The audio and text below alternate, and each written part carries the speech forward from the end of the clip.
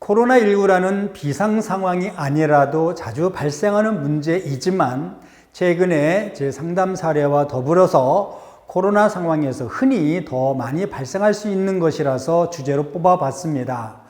먼저 코로나19 감염이 된 직원이 있을 때 너는 정부 시책, 지자체 시책, 회사의 방침을 위반했으니 당연 퇴직이야 라고 해서 잘라 마땅한 정도의 절차도 밟을 것 없이 자를 수 있느냐 하는 것을 우리가 한번 생각해 볼 수 있습니다.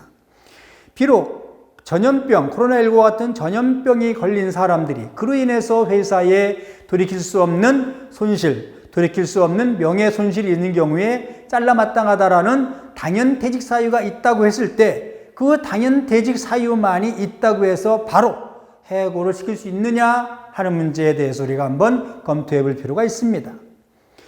어느 회사의 취업규칙에 당연퇴직 사유가 쭉 나열되어 있다손 치더라도요, 그것이 사망, 기간 만료 등등의 사유가 아닌 한은 전부 다 무효라고 보시면 됩니다.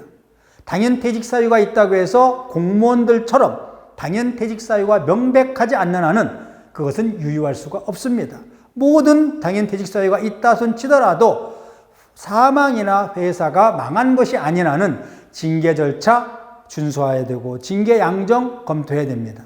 반대로 근로자들 입장에서는 대기 발령 조치를 당했다손 치더라도 그 기간은 물론 3개월이나 1개월 아니면 2주 정도의 대기 발령 기다리고 감수해야 되겠지만 내가 일단 회사 취업규칙을 위반했으니 하지만 그 이상의 부당하게 장기간, 부당하게 예를 들어 평균적인 약정된 급여는 나오지만 이런저런 수당의 어떤 그 감액을 감수하면서까지도 무작정 기다려야 되느냐? 그건 아니라고 하는 점, 합법적인 절차가 준수되고 있는지 여부를 좀 우리가 검토 좀 하셔야 될 내용들입니다.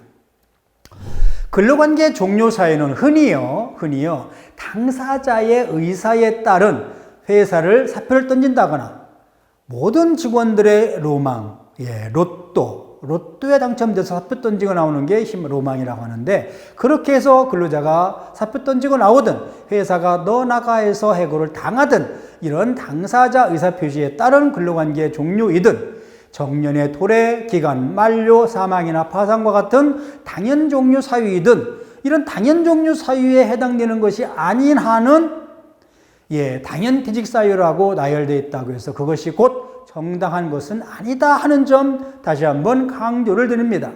예를 들어 어느 회사 취업규칙에다가 코로나19 감염과 같이 법정 전염병에 걸린 사람은 이유 불문하고 해고할 수 있다라는 식의 당연퇴직 사유로 나열되어 있다 하더라도 그 당연퇴직 사유는 다시 한번 정당한 해고 사유가 되는 것인지 앞에서 우리가 살펴본 것과 같은 징계 사유의 정당성, 그리고 절차의 정당성, 양정의 정당성을 따져봐야 된다는 겁니다.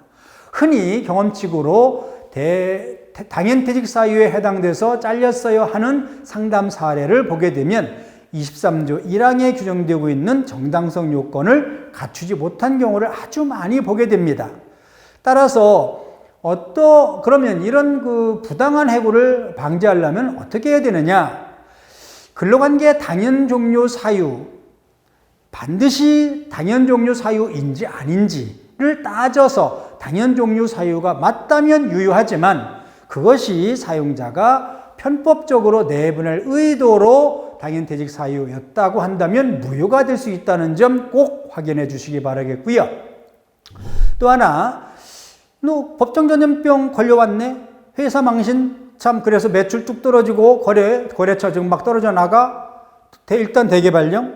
일주일, 2주? 이 정도면 그래도 참을만 하겠죠. 근데 대기 발령이라고 해놓고서는 한 달이 가도 원직 복직 안 주고 2달, 석 달, 이와 같이 장기간에 걸쳐서 진행이 되다가 그 밑에 취업규칙 밑에 대기 발령 밑에 가만히 보니까 대기 발령을 받고도 3개월 이내에 보직을 못 받으면 흔히 공기업 같은 데서는 6개월 정도를 많이 규정하고 있는데요.